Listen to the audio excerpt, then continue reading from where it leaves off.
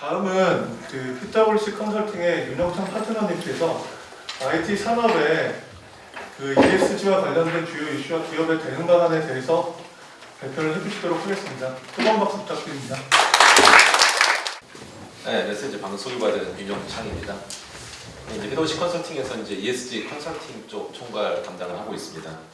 네, 그러면서 이제 그 네이버 오늘 발표 자료 설명 잘 들었고, 그리고 그 ESG 관련해서 이제 대외 평가 기관 중에 이제 아까 MSCI 평가 기구 소개해 드렸는데, 거기서 이제 지금 이제 AA 등급이었는데 계속 이제 AAA 등급 받았었는데 다시 한국에서 이제 유일하게 AAA 등급 받았던 회사로 기억하고 있습니다. 그래서 상당히 좀 진정성 있고 적극적으로 갖고 있는 좋은 내용에 대해서 이제 잘 들었습니다. 저는 이제 ESG 경영에 대한 대응 방향이라는 제목으로 좀 준비를 드렸는데, 최근 들어서 이제 ESG 관련된 어떤 규제나 여러 가지 내용들이 좀 있어서 IT 기업을 중심으로 좀 다른 여러 기업들을 관점에서 이제 여러 가지 트렌드를 소개해드리고 대응 방향 설명드리는 자료로 하겠습니다. 이 부분은 이제 최근 ESG 트렌드 몇 가지 좀 정리를 해봤습니다. 첫 번째가 규제 강화 관련된 사항인데, 한국을 비롯해서 글로벌하게 이제 탄소, 그다음에 기후 관련된 규제들은 상당히 좀 적극적으로 좀 추진되는 상황으로 좀 보여집니다. 또 유럽이나 미국은 이런 규제 강화와 더불어서 여기 핵심 원자재법, 탄소 중립 산업법, 그다음에 미국의 IRA 같은 이런 법들은 사실상 자국 산업에 대한 보호를 명시하고 있는 규제들입니다. 그래서 한 축에서는 어떤 비용을 유발하는 규제들도 있고 있지만, 또 본인 국가의 산업을 좀 보호하기 위한 이런 부분들에 대한 규제들도 함께 이루어지고 있습니다. 또 다음 트렌드는 기본적인 규제를 정부나 규제기구에서 이제 하고 나면 기업들의 움직임을 보게 되면 약간의 규제를 넘어서는 상당히 더 적극적인 그런 전략들, 예를 들면 친환경 사업 전략이라고 한다고 하게 되면, 예를 들면 탄소 중립 50년 합시다 라고 하게 되면 유럽 기업들은 평균 한 30년 정도 전으로 탄소 중립 목표를 좀 설정하고 있습니다. 상당히 좀 적극적으로 이행을 하고 있고, 또 이 부분들을 상당히 비즈니스로 연결시켜서 저탄소 신상품이라든지 또 자원순환에 대한 비중을 높인 친환경 제품이라든지 하는 부분들을 출시해서 좀 산업에 대한 패러다임 자체들을 이제 본인들이 주도하는 방식으로 좀 바꿔가려고 하는 노력들로 더 적극적으로 움직이는 부분들은 좀 상당히 좀 인상적인 변화인 것 같습니다. 마지막으로 이제 ESG 공식화되고 있고, 그래서 이제 최근에 했던 이런 ESG의 트렌드를 보게 되면 기업 활동에 대한 어떤 친환경, 친사회적인 어떤 그런 노력도 이제 더불어서 했지만, 유럽이나 미국 같은 경우에 이런 움직임을 보게 되면 또 하나의 큰 목적이 본인의 어떤 글로벌 스탠다드라고 하는 부분들을 좀 새롭게 정립하려고 하는 의도들도 좀 상당히 보여집니다. 기존처럼 가격과 품질과 이런 부분들에 대해서는 이제 미국이나 유럽이 기존에 월등히 앞서왔지만, 다양한 어떤 추격을 갖다 보니까 새로운 경쟁 논리가 하나 더 필요했다고 보여지고, 그런 부분들이 또 ESG하고 좀 맞물려서 돌아가는 부분으로 좀 해석도 되고 있습니다. 네, 요거는 간단하게만 설명을 좀 드리려고 합니다. ESG나 여러 가지 어떤 산업에 대한 규제를 좀 주도하고 있는 이제 유럽과 미국을 한번 좀 비교해 보려고 하는데, 유럽 같은 경우에 나오는 여러 가지 규제들을 보게 되면 기업 활동의 비용들을 좀 늘려가는 규제들이 좀 상당히 많습니다. 본인들의 산업을 좀 보호하는 면도 있겠지만, 기본적으로는 이제 기업들의 비용들을 늘려가는 여러 가지 규제들을 좀 하고 있는 트렌드들을 좀 보여주고 있고, 또 미국 같은 경우는 아주 명확하게 본인들의 입장들을 이해를 하고 있습니다. 친환경 사회 부분들에 대한 경쟁력이 유럽 대비해서는 좀 뒤처져 있다라는 관점에서 본인들의 어떤 산업들을 재편하기 위한 관점에서 지원 정책들을 명확히 설정을 하고 있습니다.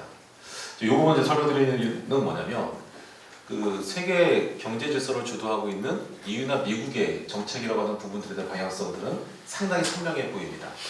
이런 관점에서 이제 한국에서는 ESG라고 하는 어떤 새롭게 들어올 수 있는 그런 ESG라고 하는 부분들을 어떻게 해석하고, 또 국가적인 관점에서 이 부분들을 어떻게 정책적 관점에서 지향점을 설정할 것인가 하는 부분들도 매우 중요해 보이는데, EU나 미국에 비해서 본다고 하게 되면 좀 다소 좀 모호한 면이 좀 있는 부분들이 좀 약간은 좀 아쉬워 보이는 부분으로 좀 보여집니다. 그 정도 설명드리고 이제 트렌드 설명을 간단히 좀 마치겠습니다. 그 다음은 이제 그 ESG하고 기업 가치라고 하는 부분들에 대한 질문들을 좀 굉장히 많이 받고 있습니다. 제가 이제 기업들 주로 이제 컨설팅을 하고 있는 그 상황이다 보니까 ESG 하게 되면 그냥 규제 관점에서 소극적으로 대응해야 되는 건지 아니면 세계적인 트렌드에 따라서 적극적으로 활용해야 되는지에 대한 고민의 기로에서 이제 이런 질문들을 좀 많이 받고 있는데, 기업 가치라고 하게 되면은 주로 매출의 성장, 사업에 대한 성장이나 사업에 대한 수익, 또 재무적 안정성 이렇게 주로 이제 평가를 받는데, 이 부분들은 앞으로도 변하지 않을 거라 생각이 듭니다. 다만 이제 ESG라고 하는 부분들이 그 환경, 사회, 지배구조 세 가지로 좀 구성이 될 텐데, 환경이라고 하는 부분들은 좀 기술적인 면에서 친환경 저탄소 기술을 기반으로 해서 이제 사업을 운영하는 방식, 사회는 근로자나 그 여러 이해관계들과 같이 좀 사회적 관점에서 책임 있게 사업을 펼치는 방법. 세 번째, 지배구조 부분들은 좀 다양한 해석이 있겠지만 좀 사업적인 면에서 본다고 하게 되면 투명하고 공정하게 사업 운영할 수 있는 체계, 보통 이제 해석을 됩니다. 또 이 ESG라고 하는 부분들이 그 기업 가치에 영향을 주는 이제 면을 보게 되면, 첫 번째는 ESG에서 문제가 생겼었을 때 브랜드 이미지가 이제 추락하고, 이에 따라서 이제 사업에 대해서 매출이나 이익이 감소하는 방향으로 소위 말하는 리스크 관점에서 접근할 수도 있을 거라 좀 보여지고요. 또 두 번째는 유럽의 기업들이 주로 하는 방향들처럼 어떤 기본적인 어떤 규제를 발판 삼아서 보다 더 적극적인 방식에 의해서 본인들의 사업대 포트폴리오들을 되게 적극적으로 바꿔나가고 있습니다. 그런 관점에서 새로운 어떤 사업의 기회로서 해석을 하고 사업 성장 기회를 찾아가는 노력들도 새로운 하나의 모멘텀이라고 생각이 됩니다. 특히 뭐 우리나라의 석유화학 기업이나 또 해운사나 이런 기업들 같은 경우는 상당히 어떤 본인들의 사업 포트폴리오를 전환하지 않으면 이제 미래 성장 가능성에 대한 부분들을 상당히 어렵게 보고 있는 부분들은 이런 어떤 새로운 사업에 대한 성장 기회로서도 좀 작용할 수 있을 거라 좀 보여지고 있습니다. 다음 차트는 요 뒷페이지 잠깐 설명드리고 다시 돌아오겠습니다. 그 ESG라고 하는 부분들이 굉장히 다양하게 구성이 되어 있습니다. 공시 기준도 굉장히 다양하고, 또 평가 기관도 굉장히 다양하다 보니까 ESG가 무엇인지 하는 부분들이 좀 잘 손에 안 잡히는 경우가 상당히 많은데, 여러 가지 또 중복되는 사항들이나 겹치는 사항들을 좀 정리해서 보게 되면 저희는 보통 이렇게 한 23개 정도 영역으로 좀 보통 구분을 하고 있습니다. 그래서 환경, 사회, 지배구조 관점에서 이제 대략 23개 정도를 구분을 하고 있는데, 앞으로 페이지 갔다가 다시 이제 이 페이지 보겠습니다. 23개를 구성을 하고 있는데, 그 주요 IT 기업들이 이 23개 영역들 중에서 어떤 파트를 좀 중요하게 여기는지들을 한번 좀 살펴봤습니다. 환경 쪽에서는 이제 1개 정도 기후대응 이쪽 분야에 좀 마크가 되어 있고, 사회 쪽에서는 좀 굉장히 많은 영역이 좀 마크가 되어 있고, 또 지배구조 부분에서는 이제 준법 경영 중심의 내용들이 좀 많이 마크가 되어 있는 것으로 좀 보여집니다. 그래서 대외적인 어떤 뭐 평가 기관의 어떤 그 ESG 관련된 어떤 가중치를 보더라도 사회적 비중들이 앞으로 좀 높습니다. 네, 그럴 만한 이유가 결국은 그 여러 가지 어떤 플랫폼 비즈니스나 또는 IT 비즈니스의 사업의 속성상 사람에 의해서 움직이는 부분이 많다 보니까 그 인력에 대한 어떤 개발이라든지 또는 협력상 관리라든지 또 어떤 정보 보안이나 또 서비스에 대한 어떤 그 서비스의 품질이나 안정성, 혁신 이런 부분들이 중요할 수밖에 없다라고 생각이 됩니다. 그래서 이렇게 좀 구성이 좀 되고 있고, 이런 부분들은 그 IT 기업의 어떤 성격들이 조금씩 다를 것 같습니다. 뭐 네이버나 카카오 같이 해가는 방향성하고, 또 전통적인 IT 기업이 뭐 SKS나 뭐 이런 기업들하고, 또 뭐 그 미국에 있는 그 구글 모여서나 알파벳하고 하는 부분이 조금씩 다를 거라고 좀 보여지긴 하는데, 지금 이제 색깔 칠해져 있는 파란색이나 회색 분야 부분들은 좀 공통적으로 좀 중요하게 여겨지는 부분이라고 좀 해석이 됩니다. 그래서 이 중에서 이제 오늘 설명드릴 부분들은 이렇게 마크를 칠한 5개 정도 영역이 있는 것 같고, 그 중에서 조금 더 시간이 된다고 하게 되면 그 사회 두 번째에 해당되는 서비스의 책임이나 그 5번째에 해당되는 어떤 인적 작업, 그다음에 이제 7번째에 해당되는 이제 정보보호 부분들도 좀 다루면 좋겠지만, 이 부분들은 좀 다소 좀 뎁스가 깊어서 ESG의 어떤 공통적인 어떤 트렌드 부분들을 좀 다뤄보고자 합니다. 그 첫 번째로 알아야 될 부분들 하나가 이제 공시 의무화 부분들은 좀 알아두면 좀 좋을 것 같아서 좀 미리 준비를 했습니다. 글로벌하게 빅3 공시 기준이라고 이제 얘기하는 게 이제 IFRS, 또 유럽의 이제 재정 기구인 EFRAG, 그다음에 이제 미국의 그 감독 당국이 이제 증권위원회, 이런 세 개 기구에서 여러 가지 기준들을 좀 제시를 하고 있습니다. 약간의 어떤 시기적 특성이나 규제적인 특성들이 좀 다르긴 하나 그 중에서 이제 가장 공통적인 부분으로 추진하고 있는 부분들이 좀 기후 공시 대상인 것 같습니다. 이 기후 공시 관련돼서 좀 뒷부분에 좀 설명드리겠습니다. 그리고 참고로 한국에서는 원래 25년 공시 의무화 추진했다가 최근 들어서 이제 26년 이후에 공시 의무화를 좀 추진하겠다라고 되어 있고 유럽이나 미국도 마찬가지로 이제 여러 공시 의무화 시기들이 좀 진행이 되고 있으니까 아마 이런 시점 전후에 이제 공시 의무화가 시행될 것으로 좀 예상은 되고 있습니다. 이 페이지는 좀 다소 좀 내용이 어렵습니다. 왼쪽에 동그라미를 보게 되면 지표와 목표, 위험관리, 전략, 지대구조 이런 식의 내용들이 들어있는데 다소 내용은 어렵지만 앞서 설명드렸던 이 빅3 공시 기준들이 이 네 가지 항목을 관점으로 해서 공시 요구사항들을 좀 규정을 하고 있습니다.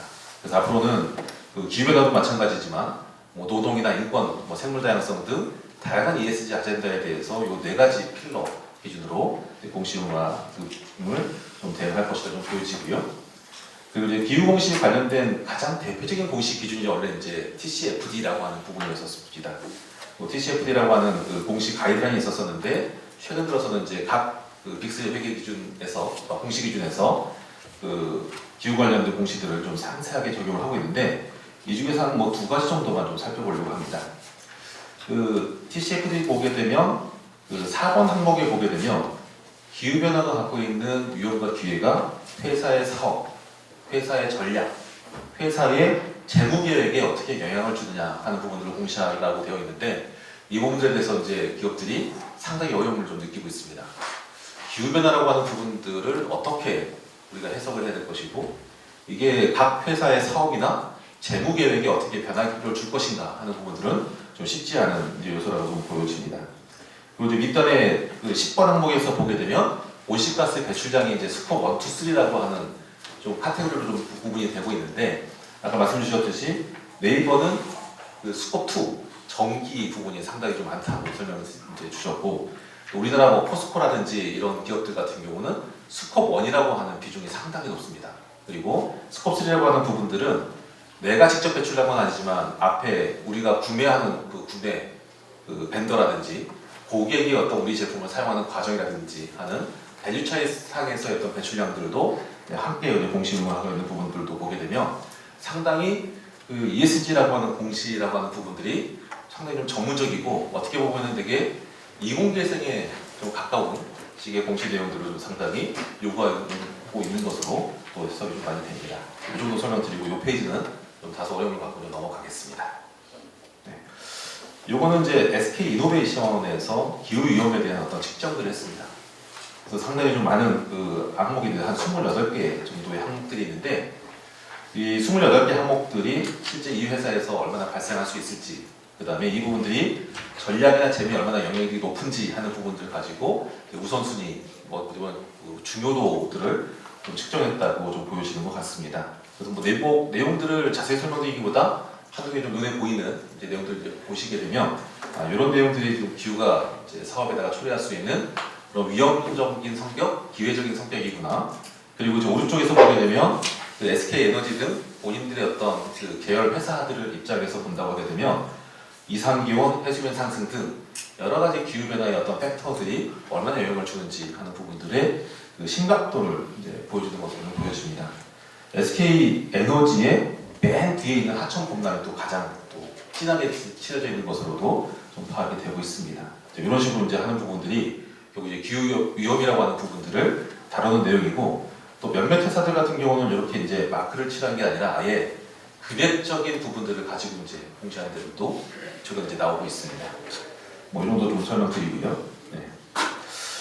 그리고 다음 파트에서 보게 되면 기업들이 온실가스를 배출하는 양하고 그 다음에 이 기업들이 1년간 벌어들인 영업이익하고 이 부분들을 가지고 톤당 영업이익이라는 지표를 한번 만들어봤습니다. 우리나라에서 단일 기업으로 탄소 배출을 제일 많이 하는 기업이 이제 포스코인데 이 포스코 같은 경우는 연간 7,800만 톤 그리고 영업이익들은 한 2조 원이 좀 안 되는 정도를 벌어들이고 있습니다. 나눠보게 되면 톤당 영업이익이 2만 원 정도 됩니다. 네, 상당히 좀 낮죠. 온실가스 배출권 가격들을 보게 되면 앞으로 30년, 40년 올라갈 때 보게 되면 10만 원 이상의 사회를 예상을 하고 있는데 현재와 같은 배출량을 그대로 유지한다고 하게 되면 상당히 포스코는 사업적으로 힘들 겁니다. 그래서 오른쪽에 보게 되면 한 번도 만들어 보려고 생각하지 않았던 수소화담천이라는 공장을 새로 짓는 그런 방법들로 지금 접근을 하고 있는 것들도 볼 수 있습니다.